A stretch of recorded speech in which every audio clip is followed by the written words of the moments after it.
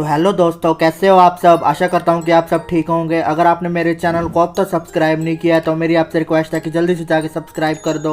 और अगर आपने इस अनीम के पहले के एपिसोड नहीं देखे हैं तो मैंने डिस्क्रिप्शन में लिंक डाल दिया, तो आप जाके देख लेना। और आज हम इस अनीम का 8th एपिसोड देखेंगे। तो चलिए बिना देरी करे हुए शुरू करते हैं। इस एपिसोड की शुरुआत में हम जियांग को देखते हैं जो कि अलीना को उसके घर पर छोड़ देता है। इसके बाद फिर अलीना की मॉम जियांग से कहने लगती है कि तुम्हारा बहुत बहुत शुक्रिया, तुमने उसको घर पर छोड़ दिया। मैं इस बार उसको स्कूल में नहीं जाने दूंगी। फिर यहाँ से सीन चेंज होता और हम देखते हैं कि सुबह हो चुकी होती है। तभी हम जियांग को देखते हैं जो कि एग्जाम देने के लिए मेट्रो से स्कूल में जा रहा होता है। जियांग की पूरी रात अलीना के साथ रहने पर गुजर जाती है, इसलिए उसकी नींद भी पूरी नहीं होती। तभी वो ट्रेन में बैठा बैठा इतनी उबासियां ले रहा होता है। इसके बाद हम देखते हैं कि जियांग स्कूल में आ जाता है। तभी उसके सामने माई भी आ जाती है। जियांग का ये लटका हुआ चेहरा देखकर माई उससे कहने लगती है कि आज तुम इतने थके थके क्यों लग रहे हो, आज तो तुम्हारा एग्जाम है ना, तुम इस हालत में अपना एग्जाम कैसे दे पाओगे। इस पर फिर जियांग कहता है कि चिंता मत करो, मैं आज अपना बेस्ट दूंगा एग्जाम में। तभी हम देखते हैं कि वहाँ पर टैंग और उसके साथ ये लड़कियां भी आ जाती हैं। फिर टैंग जियांग से कहने लगते हैं कि इसके बारे में अभी भी सोच लो। वहीं दूसरी तरफ ये लड़कियां जियांग का बहुत मजाक उड़ाने लगती है और कहती है कि देखो तो इसकी शक्ल कैसी लग रही है, बिल्कुल मरा मरा सा लग रहा है। हमें लगता है कि ये आज के एग्जाम में सो जाएगा, ये क्या फर्स्ट रैंक ला पाएगा। वहीं दूसरी तरफ टैंग जियांग की बहुत टेंशन ले रही होती है और मन ही मन में सोच रही होती है कि आखिरकार टैंग के मन में क्या चल रहा है। इसके बाद फिर यहाँ से सीन चेंज होता है और हम देखते हैं कि इन सब का एग्जाम शुरू हो चुका होता है। और इस एग्जाम में उसी मैडम की ड्यूटी होती है जिसके घर पर जियांग गया था। जियांग को देखकर फिर ये मैडम मन ही मन में सोचने लगती है कि आज भी ये कितना क्यूट लग रहा है। दूसरी तरफ हम देखते हैं कि जियांग अपना पेपर पूरी तरह से करने लगता है। हम देखते हैं कि जियांग सबसे पहले अपना पेपर देकर वहां से चला जाता है। ये देखकर टैंक पूरी तरह से चौंक जाती है। फिर ये लड़की कहने लगता है कि लगता है उसने हार मान ली। इसके बाद हम देखते हैं कि सभी का एग्जाम खत्म हो जाता है और सभी बाहर आने लगते हैं। ये सब एग्जाम खत्म होने से बहुत खुश होते हैं। वहीं दूसरी तरफ टैंक बहुत परेशान लग रही होती है। इसके बाद फिर टैंक जियांग को कुछ बोलने लगते हैं कि जियांग के पास माई आ जाती है। ये देखकर फिर टैंक बिल्कुल चुप हो जाती है और कुछ भी नहीं बोल पाती। इसके बाद फिर जियांग माई से कहने लगता है कि क्या तुम मेरी कुछ हेल्प कर सकती हो, मुझे एक ड्रेस खरीदनी है। ये सुनकर माई कंफ्यूज हो जाती है और कहने लगता है कि ड्रेस। फिर यहाँ से सीन चेंज होता है और कुछ दिन बीत चुके होते हैं और अब रिजल्ट का दिन आ चुका होता है। अब हम इन लड़कियों को देखते हैं जो कि आपस में एग्जाम के रिजल्ट के बारे में डिस्कशन कर रही होती हैं और कह रही होती हैं कि वो बेवकूफ जियांग आज पक्का हारेगा। तभी हम देखते हैं कि वहाँ पर जियांग आ जाता है और इन सब लड़कियों से कहने लगता है कि तुम सब लड़कियां हार गई हो। फिर टैंक जियांग से कहता है कि तुम्हें शर्त के मुताबिक मेरी सारी बात माननी होगी। तो टैंक, मैं तुम्हारे लिए ड्रेस लाया हूँ तो तुम्हें ये पहननी होगी। अब ये सुनकर टैंक पूरी तरह से शॉक हो जाती है। हम देखते हैं कि जियांग ये ड्रेस टैंक के लिए इसलिए लाया होता है क्योंकि टैंक को ये ड्रेस पहनना बहुत पसंद होता है, लेकिन वो सोसाइटी और स्कूल के बच्चों के कारण ये ड्रेस नहीं पहन पाती। तभी ये लड़की अपना रिजल्ट देखकर जियांग से कहती है कि तुम हार चुके हो, देखो मैं टॉप 5 में आई हूँ। इस पर फिर जियांग कहता है कि बेवकूफ लड़की, टॉप 1 में देखो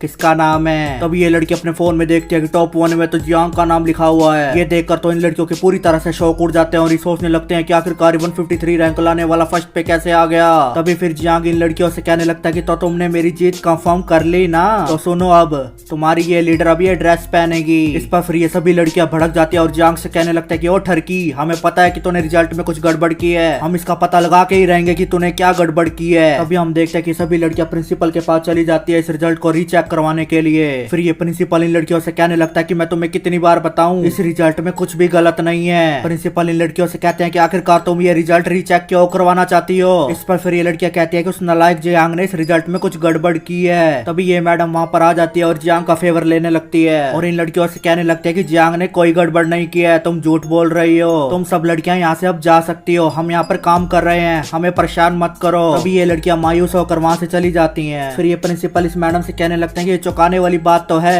कि जियांग फर्स्ट रैंक पर आ गया। इन लड़कियों की तरह स्कूल की सभी टीचर पर भी इस पर विश्वास नहीं कर पा रही हैं। वहीं दूसरी तरफ हम इन सब स्कूल के बच्चों को देखते हैं जो कि बोर्ड पर अपना अपना रिजल्ट देख रहे होते हैं। जियांग का नाम टॉप 1 में देखकर ये बच्चे भी पूरी तरह से शॉक हो जाते हैं और कहने लगते हैं कि आखिरकार ये कैसे हो सकता है। फिर यहाँ से सीन चेंज होता है, हम टैंक को देखते हैं जो कि वो नई ड्रेस पहन कर आ जाती है। यहाँ पर टैंक अपनी नई क्लब के पैम्पलेट सबको बांटने लगती है। वहीं दूसरी तरफ टैंक को इस रूप में देखकर स्कूल के सभी बच्चे उस पर लट्टू हो जाते हैं। तभी टैंक इन सबसे कहती है कि प्लीज आप सब इस क्लब में जरूर आना। इसके बाद फिर जियांग भी वहाँ पर आ जाता है और टैंक को देखकर शौक हो जाता है और उससे कहने लगता है कि मैंने जो तुम्हें ड्रेस दी थी तुमने वो क्यों नहीं पहनी। इस पर फिर टैंक कहती है कि मुझे यही ड्रेस पहननी थी, लेकिन तुम इसके लिए मुझे बाद में पूछना। फिर जियांग टैंक से कहने लगता है कि एग्जाम का रिजल्ट आ गया है, स्कूल वालों ने कोई गलती नहीं की, इसलिए मैं जीत गया। तभी जियांग सबके सामने कहता है कि मैं घोषणा करता हूँ कि टैंक 2 हफ्तों तक ऐसे ही कपड़े पहन कर आएगी। ये सुनकर तो इन सभी लौंडों में पूरी तरह से जोश आ जाता है। वहीं दूसरी तरफ टैंक इन सबको देखकर पूरी तरह से खुश हो जाते हैं और उनसे कहने लगते हैं कि आपका बहुत बहुत थैंक यू। फिर यहाँ से सीन चेंज होता है, हम जियांग को देखते हैं जो कि इस अप्सरा के साथ टेरिस पर होता है। जियांग इस अप्सरा से कहता है कि मैंने टैंग को 2 हफ्ते के लिए ये ड्रेस पहनने को कहा है, इससे टैंग को ये ड्रेसेस पहनने की बिल्कुल आदत हो जाएगी। इस पर फिर ये अप्सरा कहती है कि लगता है कि टैंग तुम्हारे प्यार में पागल हो गई है, साथ ही में तुम इस तरीके को 2 बार इस्तेमाल नहीं कर सकते हो। इस पर फिर जियांग कहने लगता है कि क्या कहा तुमने, अब मुझे क्या करना चाहिए, क्या मैं इसमें फिर से शामिल हो जाऊंगा। तभी वहाँ पर माई आ जाती है और जियांग से कहने लगते है कि तुम किस में शामिल हो रहे हो और तुम यहाँ टेरिस पर अकेले क्या कर रहे हो। इस पर फिर जियांग कहता है कि मौसम कितना सुहावना है, इसलिए मैं यहाँ हवा में सांस ले रहा हूँ। तभी हम देखते हैं कि टैंग जियांग को वो ड्रेस उसके मुंह पे मारती है जो कि उसने शर्त जीतने पर दी थी। तभी टैंग जियांग से कहने लगते है कि ओ ठरकी, तुम मेरा मजाक उड़वाना चाहते हो क्या। ये सुनकर तो जियांग और माई पूरी तरह से शौक हो जाते हैं। फिर टैंग जियांग से कहती है कि तुम्हें दिखता नहीं क्या, ये बच्चों वाली ड्रेस है, तुमने ये मुझे क्यों दे दी। तभी जियांग माई से कहने लगता कि ये ड्रेस तो तुम लाई थी ना, तुम ये बच्चों वाली ड्रेस क्यों ले आए यार। इस पर फिर माई बहुत ज्यादा डर जाती है और बिना कुछ खाए वहाँ से भाग जाती है। इसके बाद फिर जियांग इतना क्यूट सा मुंह बनाकर टैंग से कहने लगता है कि प्लीज मुझे माफ कर दो। ये देखकर टैंग भी उस पर लट्टू हो जाती है और स्माइल करने लगती है। फिर टैंग जियांग से कहती है कि मैं तुम्हें इस बार छोड़ रही हूँ, लेकिन फिर भी तुम बहुत बड़े ठरकी हो। फिर यहाँ सीन चेंज होता और हम जियांग और इस अप्सरा को देखते हैं। ये अप्सरा जियांग से पूछने लगते हैं कि उस रात तुम्हारे घर पर अलीना आई थी ना, तब वो किस लड़के के बारे में बात कर रही थी कि वो वापिस आ गया, वो वापिस आ गया, क्या कह रही थी वो। इस पर फिर जियांग कहता है कि वो अपने बॉयफ्रेंड के बारे में बात कर रही थी। ये सुनकर तो ये अप्सरा पूरी तरह से शॉक हो जाती है और कहने लगती है कि क्या,